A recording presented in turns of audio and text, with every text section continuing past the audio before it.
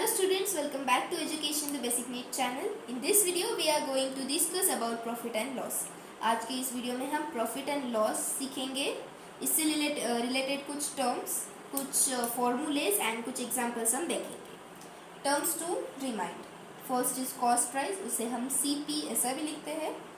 The price at which the article is bot.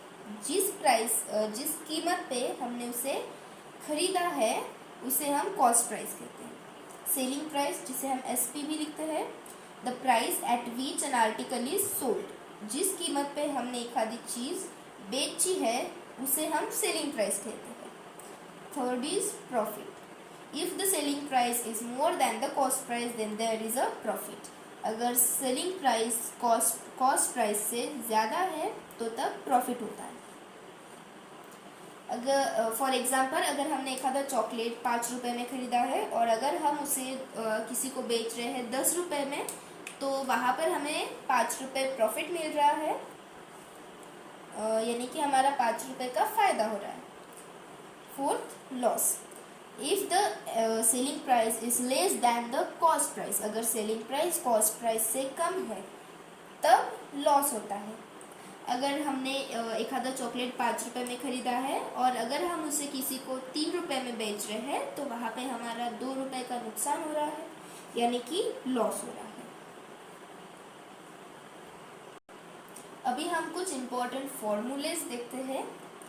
First है profit का.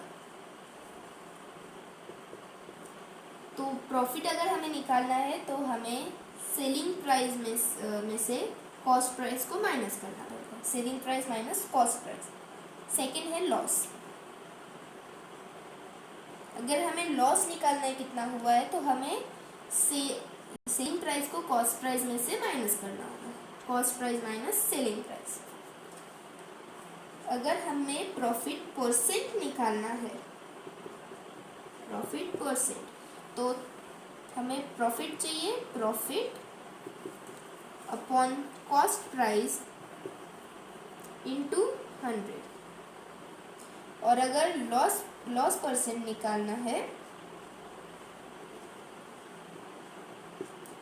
तो profit की जगह पे लॉस रख दो. सीधा loss upon cost price into 100. ठीक है. अभी हम देखते हैं कि सेलिंग प्राइस और कॉस्ट प्राइस कैसे निकालनी है. तो जब हमें लॉस परसेंट या फिर प्रॉफिट परसेंट दिया है और हमें निकालना है सेलिंग प्राइस, तो selling price is equal to, अगर हमें प्रॉफिट परसेंट दिया है तो selling price is equal to CP into 100 plus profit percent upon 100. ये जब प्रॉफिट परसेंट दिया है ये उस टाइम पे आप ये फॉर्मूला यूज़ कर सकते हैं. अगर लॉस परसेंट दिया है तो CP into 100 minus loss percent upon 100.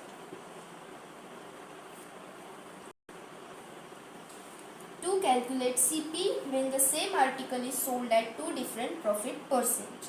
हमें निकालना है CP जब एक आधी चीज़, एक आधा आर्टिकल दो अलग अलग प्रॉफिट परसेंट में बेचा गया है. फॉर एग्जांपल अगर हमारे पास में एक चॉकलेट है, हमने उसे 5 रुपीज़ में ख़रीदा है और एक बार बेचा है हमने उसे 10 रुपीज़ में और एक बार बेचा है 11 रुपीज़ में. तो ये हो गए दो अलग अलग उसकी सेलिंग प्राइस. तो अगर ऐसे आपको दिया है तब हमें कॉस्ट प्राइस कैसे निकालनी है इसको हम देखेंगे. Cost price is equal to excess income into 100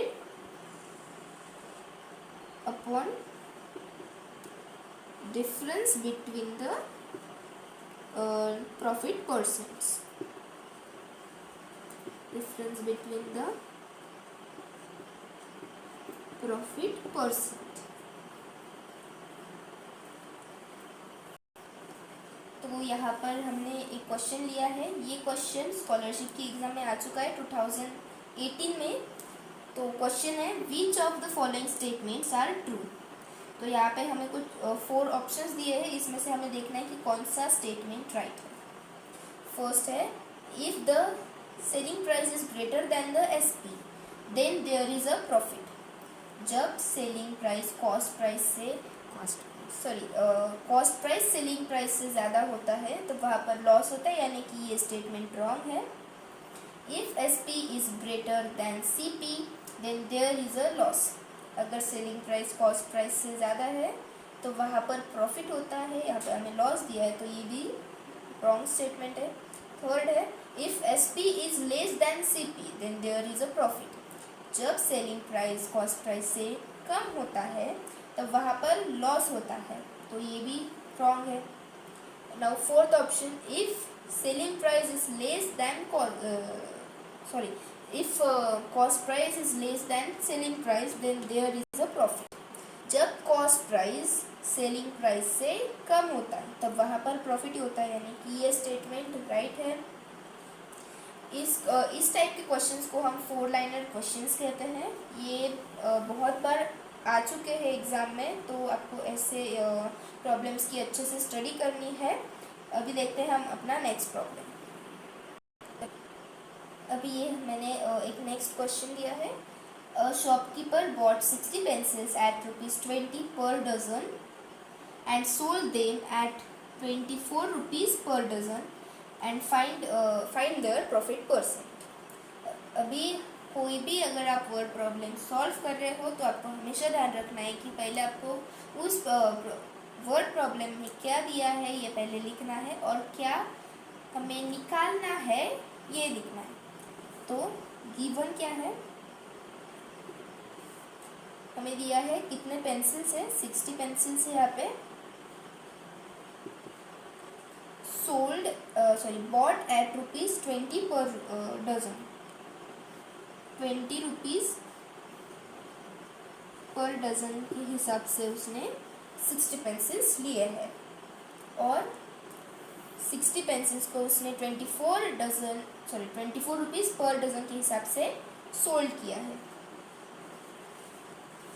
sold at 24 rupees पर डज़न।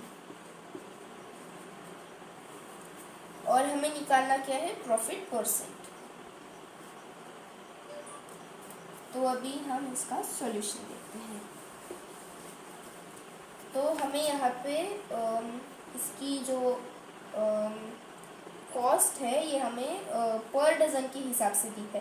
तो हमें पहले देखना होगा कि 60 पेंसिल्स यानी कि कितने डजन होते हैं। तो हमें पता है कि 1 डज़न में 12 पेंसिल्स होती है। तो 60 पेंसिल्स यानी मतलब कितने डजन्स में 60 पेंसिल्स होती है, तो कितने डजन्स में 60 पेंसिल्स आएंगी। तो जब भी आपको इस टाइप का क्वेश्चन दिया होता है आप इसे इस टाइप से लिखिए, और क्रॉस मल्टीप्लिकेशन के हिसाब से अगर आप करेंगे इस मेथड से आपको वो ईजी जाएगा निकालने के लिए। तो इसका भी हम क्रॉस मल्टीप्लिकेशन करेंगे। 1 dozen into 60 is equal to 12 into question mark की जगह पे हम यहाँ पे x ले लेते हैं, x 1 इंटू 60 आ गया, इज इक्वल टू 12x। अभी हमें इस x की वैल्यू निकालनी है, तो हम x को यहाँ पे ले लेते हैं, और ये जो 12 है ये 6 के अपॉन 60 अपॉन 12 आएगा, यानी डिवीजन में जाएगा। 60 अपॉन 12 1 जा 12 5 जा 60, यानी कि 60 पेंसिल्स यानी कि 5 डजन पेंसिल्स हो गए। अभी हमें ये मिल गया, तो अभी हम इसकी टोटल कॉस्ट प्राइस निकालते हैं।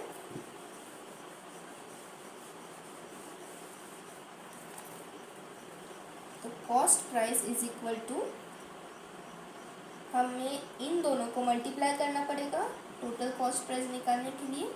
5 इंटू 20 आ गया 100, यानी कि इसकी कॉस्ट प्राइस हमें मिल गई 100 रुपीज़। नाउ हमें सेलिंग प्राइस निकालनी होगी। सो सेम इसे मल्टीप्लाई करके हम इसकी सेलिंग प्राइस निकालेंगे। Selling price is equal to 5 into 24, 24 5 ज़ा 120। अभी हमें प्रॉफिट परसेंट निकालना है, तो प्रॉफिट निकालना पड़ेगा हमें। प्रॉफिट परसेंट निकालने के लिए profit is equal to SP minus CP, 120 minus 100 is equal to 20। तो 20 आ गया हमारे पास में प्रॉफिट। अभी हम प्रॉफिट परसेंट निकालते हैं।